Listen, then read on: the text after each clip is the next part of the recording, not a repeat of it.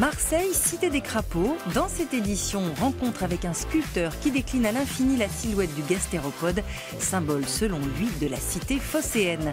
Nous irons à Périgueux suivre un défilé pas comme les autres. Sur le podium, des femmes valides ou handicapées qui célébraient la féminité et la différence. Mais commençons par quelques formules mathématiques et, en guise de travaux pratiques, le travail de la dentelle. B passe au-dessus de A passe au-dessus de B. Et avec cette formule mathématique, on fait de la dentelle. Comment rendre les maths attractives? C'est le pari que s'est lancé la Cité de la dentelle et de la mode de Calais avec l'Éducation nationale à l'occasion de la 8e semaine des mathématiques. Les nombres, c'est des objets abstraits, les figures géométriques sont des objets abstraits également, et on n'entre pas facilement dans l'abstraction quand on est un élève. Il faut passer par plusieurs étapes, dont la manipulation. La dentelle, c'est merveilleux pour ça, parce que vous commencez par manipuler des fuseaux à la main, puis vous vous rendez compte que vous avez fait des algorithmes, toujours les mêmes gestes qui reviennent, puis ces algorithmes, vous les modélisez, vous les symbolisez, pour arriver après à fabriquer de la réflexion mathématique, pour arriver à ces cartes perforées. Quand la carte elle est codée, quand il y a un 0, c'est un trou comme ça. Quand il y a un 1, c'est une encoche. La dentelle, support pédagogique pour parler mathématiques. Pendant 2 heures, ces lycéennes, pas forcément accros de la discipline, vont se prendre au jeu. Et alors là, ce matin, qu'est-ce que tu as fait? Des maths, mais sans m'en rendre compte. Ouais. C'était plus ludique qu'en cours, quoi.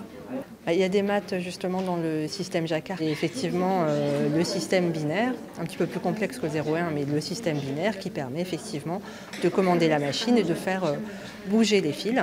Le trou va annuler, le plein va actionner. Et voici comment, avec des 0 et des 1, on transforme des fils en un produit raffiné. Ce dimanche, la Cité de la dentelle accueille le public pour des séances en famille. Belle avec nos différences, c'est le titre d'un défilé de mode qui a rassemblé à Périgueux des femmes valides et non valides qui se sont transformées en mannequins le temps d'une soirée. L'occasion pour certaines de mettre de côté leur handicap pour célébrer avant tout leur féminité. De la dentelle, des couleurs flashy et pour incarner cette collection de 80 tenues, 40 mannequins, des femmes de tous âges, valides et non valides, belles avec leurs différences.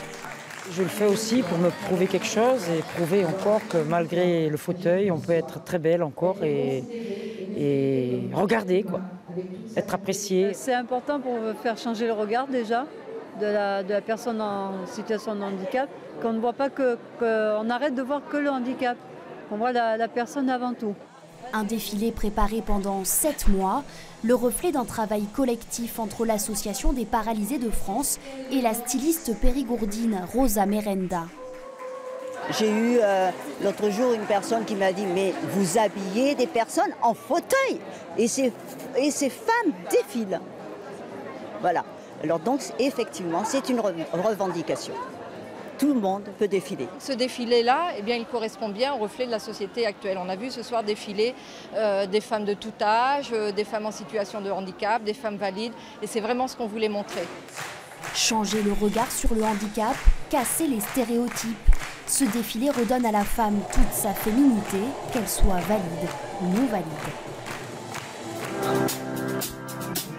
Ça y est, les Hauts-de-Vosges ont rejoint la collection du Guide du Routard. Conseils, bons plans, idées de sortie, l'inoxydable Bible des voyageurs consacre 111 pages à cette destination qui peut s'avérer très dépaysante. La vallée de la Petite Neutre, par exemple, jusqu'au défilé de Streitur, c'est juste sublime. On a l'impression, et c'est même presque dépaysant, parce qu'on a l'impression d'être en Autriche ou dans certaines vallées perdues des Alpes suisses. Il y a vraiment des endroits étonnants. Ouais.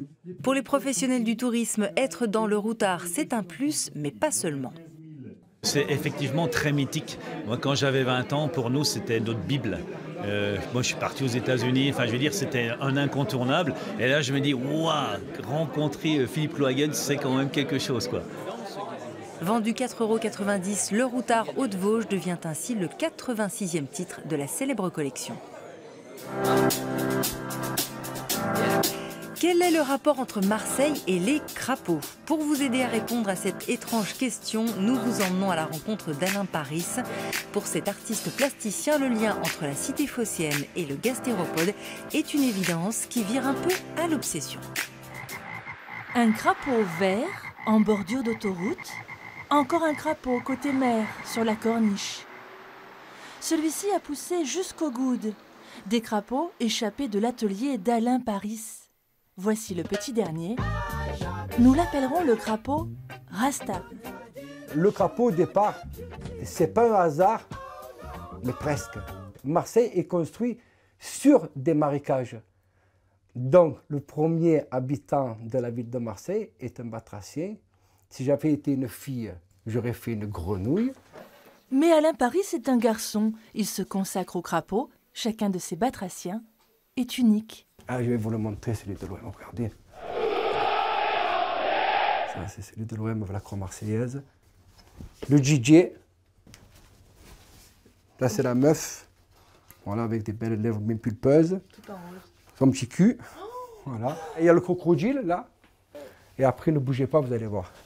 Et voilà, là, le gladiateur. Là, c'est le petit bonhomme.